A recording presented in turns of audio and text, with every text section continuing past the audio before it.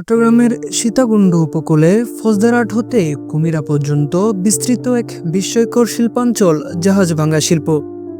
এটি শুধু একটি অর্থনৈতিক খাত নয়, এটি রক্ত, ঘাম আর সাহসের গল্প। প্রতিদিন শত শত শ্রমিক জীবনের ঝুঁকি নিয়ে নামেন এই ইস্পাত পাহাড়ের বুক চিরে ইতিহাস গড়তে। 1960 সালের প্রলয়ঙ্কারী জলোচ্ছ্বাসে গ্রিক জাহাজ এমভি আলপাইন আটকা পড়ে চট্টগ্রামের সীতাকুণ্ড সমুদ্র উপকূলের ফৌজদারহাট এলাকায়। দীর্ঘ কয়েক বছর আটকে থাকার পর 1965 সালে চট্টগ্রাম স্টিল মিলের কর্মীরা স্থানীয়দের সহযোগিতায় জাহাজটি ভাঙা শুরু করে।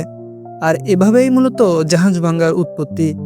1971 সালে মুক্তিযুদ্ধ চলাকালীন সময়ে পাকিস্তানি জাহাজ আল আব্বাস বোমার আঘাতে ক্ষতিগ্রস্ত হয়ে চট্টগ্রামে আটকা পড়ে।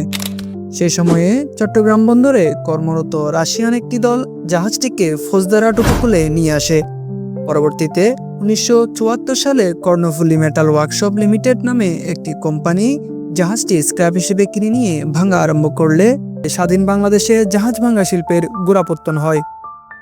প্রথমে ছোট ছোট পরিসরে শুরু হলেও সময়ের সাথে সাথে এটি হয়ে ওঠে বিশ্বের অন্যতম বৃহৎ জাহাজ ভাঙা শিল্পাঞ্চল।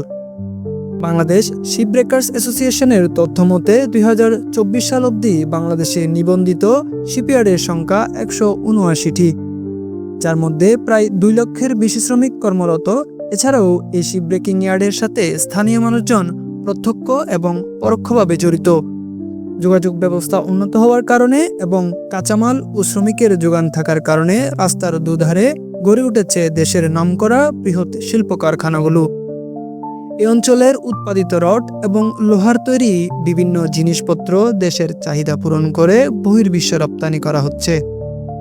2020 সালের কঠোর পরিবেশ নীতি, করোনা মহামারী এবং ফরেন কারেন্সির রিজার্ভ কমে যাওয়ায় এই শিল্প গতি হারিয়েছে। 179টি শিপইয়ার্ড থেকে কেবলমাত্র 20 থেকে 25টি ইয়ার্ড বর্তমানে সচল আছে, যার ফলে অর্ধলক্ষাধিক শ্রমিক কর্ম হারিয়েছে এবং এই শিল্পের সাথে জড়িত ব্যবসায়ীরা অন্ধকারে আটকা পড়েছে। শিপইয়ার্ডগুলোকে গ্রিন শিপইয়ার্ডে রূপান্তর করে পুনরায় বহাল করার লক্ষ্যে সরকার 2025 সাল অবধি সময়সীমা নির্ধারণ করে দিয়েছে। প্রত্যেকটা ইয়ার্ডই এখন হংকং কনভেনশনের নিয়ম অনুযায়ী গ্রিন শিপইয়ার্ড গড়ার লক্ষ্যে কাজ করছে।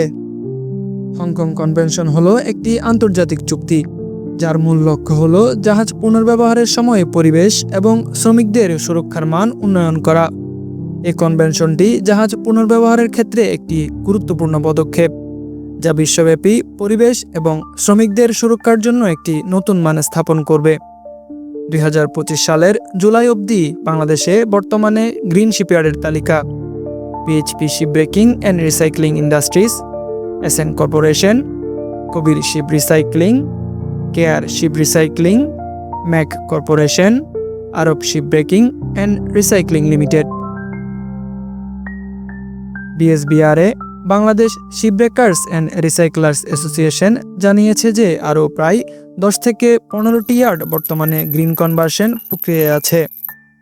গ্রিন শিপইয়ার্ডে রূপান্তরের জন্য প্রায় 50 থেকে 150 কোটি টাকা করে গুনতে হবে প্রত্যেক কোম্পানিকে। এই অর্থের যোগান দিতেই হিমশিম খেতে হচ্ছে ইয়ার্ড মালিকদের। তাছাড়া সরকারের পক্ষ হতেও কোনো সহায়তা পাচ্ছে না ইয়ার্ড মালিকরা। ফলে বন্ধ হচ্ছে স্বল্প পুঁজির শিপইয়ার্ডের মালিকদের স্বপ্ন।